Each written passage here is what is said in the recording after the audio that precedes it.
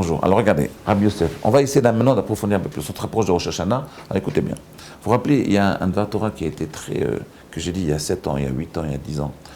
Vous vous rappelez le Dvar Torah que j'avais dit sur il y a une Gemara dans Rosh Hashanah, page Tet Vav, Tet Zayin Amud Aleph. La Gemara a dit comme ça.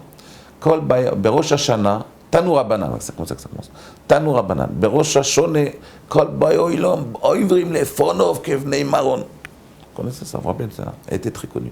À Rosh Hashanah, Kol Bae Olam, on ne dit pas tous les juifs, on dit tout Kol Bae Olam. Alors peut-être même, je ne pense pas qu'on parle des animaux, je pense qu'on parle des humains. Kol Bae Olam, Ovrim, les Fanav qui venaient Maron. Tous les humains passent devant lui, devant Dieu, ça veut dire devant l'Éternel, qui venaient Maron comme des venaient Maron. La Gemara demande Maï qui venaient Maron, ça veut dire qui venaient Maron. Elle donne 3 pirouchim. Elle donne un cas comme les soldats de David. Enfin, les 3 expliquent, elle donne un exemple d'un sentier très très fin où on peut passer que tout seul. En gros, ces trois explications, elles signifient exactement la même chose. Qu'est-ce qu'elles signifient, Rabbi Yosef? Elles disent, à Rosh Hashanah, tous les humains passent devant Dieu tout seuls. Tout seuls. Les 3 explications disent la même chose. Alors, le Maharsha, il explique pourquoi on donne 3 alors. Il dit parce qu'en fait, on parle des Rechaïm, l'autre, on parle des Benonim, mais le troisième, on parle des Tzadikim. Il y a une explication comme ça. Oui, c'est pas par hasard qu'on nous donne 3 explications pour nous donner tout seul. Mais moi, la question, je me pose, la question essentielle, la question centrale, c'est, je ne comprends pas. La Gemara, en général, elle est claire.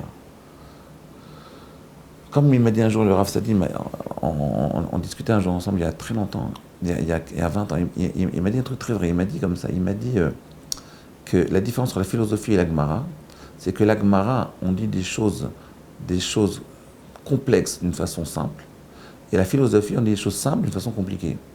Ben, je vais vous poser une question là-dessus. Si on veut nous dire que à Rosh Hashanah, tous les humains, ils passent devant un Kadosh Baruch Hu tout seul, ben t'as qu'à le dire. Pourquoi tu dis qu'il est venu marron? C'est-à-dire, Rosh Hashanah, Kol Bayolam, Ovrim Lefanam, Levad, tout seul.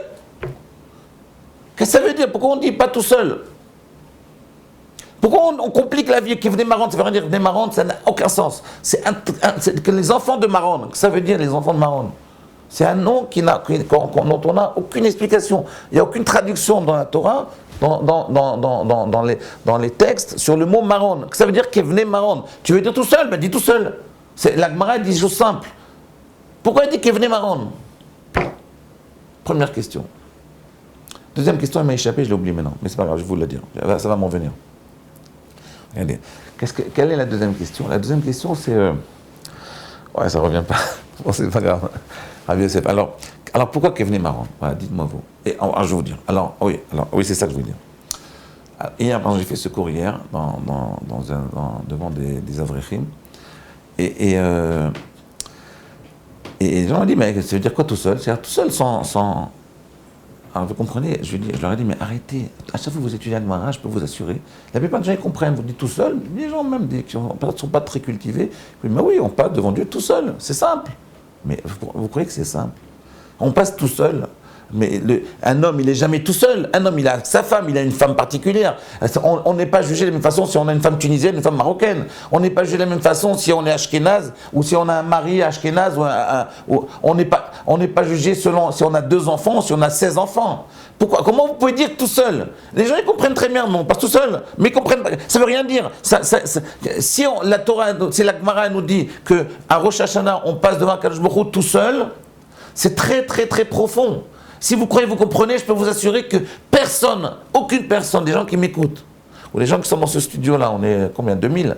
Eh bien, je peux vous assurer que personne ne comprend cette phrase-là. Ça ne veut rien dire tout seul, on n'est jamais tout seul. On est toujours dans une société. Comme disait mon ami, l'homme est un animal social. On est toujours entouré et influencé par une société. Donc, qu'est-ce que ça veut dire tout seul? Tout seul, c'est exactement ce qu'on n'est pas.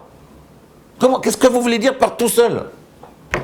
Rabbi Yosef, réfléchissez, qu'est-ce que ça veut dire tout seul? Les gens comprennent, tout seul. Bon oui, tout seul, parce que tout seul, ça veut dire qu'on est là et Dieu est avec nous tout seul. Ah ouais, tu comprends ce que ça veut dire tout seul?